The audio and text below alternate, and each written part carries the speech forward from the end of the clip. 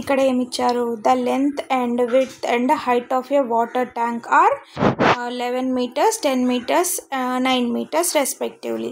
The tank is filled with a water up to 6 meter height. The empty portion of a tank is అని అంటున్నాడు. అంటే ఏంటి, ఒక tank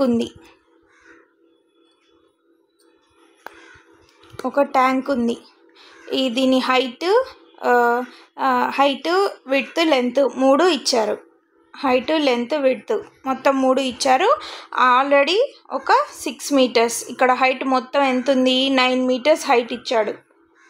9 meters హైట్లో already ఒక 6 meters అనేది ఫిల్ అయిపోయింది. ఒక 6 meters ఫిల్ అయిపోయింది. ఇంకా remaining part the empty portion of A water tank, ఇంకా ఎంత హైట్లో వాటర్ అనేది ఫిల్ అవ్వాల్సి ఉంటుంది అని చెప్పి క్వశ్చన్ అడిగాడు. ఈ క్వశ్చన్ని కరెక్ట్గా అర్థం చేసుకుంటే ఈ ట్యాంక్ అనేది ఒక క్యూబాయిడ్ రూపంలో ఉంది. క్యూబాయిడ్కి ఫార్ములా ఏంటి, మనకు వాల్యూమ్ కావాలి. వాల్యూమ్ అంటే లోపల పట్టే వాటర్ని వాల్యూమ్ అంటాము.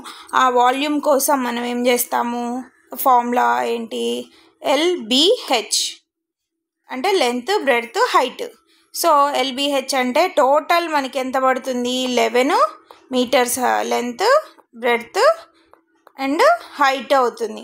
అందులో ఆల్రెడీ 6 meters ఫిల్ అయిపోయిందంట. అంటే రిమైనింగ్ కావాలి కాబట్టి రిమైనింగ్ 9 - 6 చేస్తే ఏమొస్తుంది, 9 - 6 meters హైట్ తీసేస్తే 3 meters హైట్ వస్తుంది. ఇంకా రిమైనింగ్ లెంత్ బ్రెడ్త్ అంటే y వరకు సేమే ఉంటాయి కాబట్టి 11 × 10 అన్నమాట.